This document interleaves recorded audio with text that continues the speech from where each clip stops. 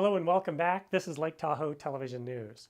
There's been another homicide in South Lake Tahoe. Just before 11 o'clock on Tuesday night, a masked gunman entered the U.S. gas station and liquor store on Lake Tahoe Boulevard and shot the clerk. A patron walked in a short time later and discovered the young male clerk lying on the floor and called 911. Now, here's a surveillance camera photo of the suspect. All police are able to tell so far from the surveillance video is that the gunman appears to be a light-skinned male between 5'8" and 5'10". He is thin and appears to be in his 20s to 40s. So far, the police have no suspects and they have no idea whether the suspect is a local or not. The South Lake Tahoe Police told us that because of the ongoing murder investigation from a few weeks ago and now this crime, their resources have been stretched pretty thin.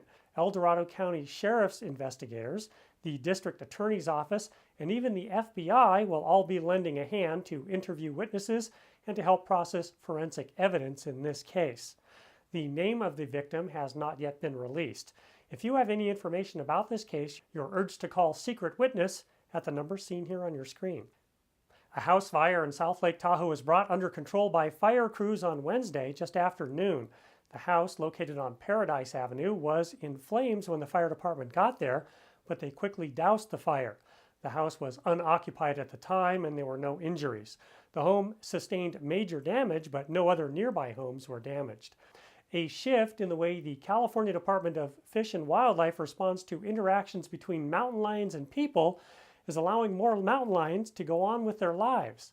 Fish and Wildlife Director Charlton Bonham had his department explore ways of using non-lethal methods of dealing with errant cats.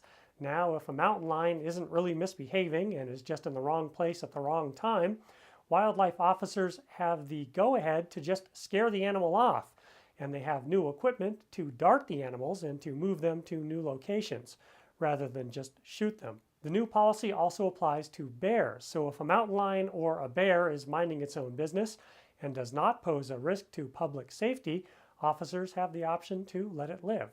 Since 1890, there have been only 16 verified mountain lion attacks on people in California, 6 of those fatal. Now, to put that in perspective, just in the year 2013, there have been 4 fatal attacks on people in California from pit bulls. The Truckee Police Department is getting a new officer of sorts, a drug detection dog. The department will be selecting a black lab for that job, and we're told that whomever is chosen will be a family-friendly member of the staff. Officer Andrew Holbrook will be the dog's new handler. The just-released State of the Lake report for 2013, issued by the Tahoe Environmental Research Center in Incline Village, has some good news. Lake Tahoe clarity has improved for a second straight year. It's now over 75 feet.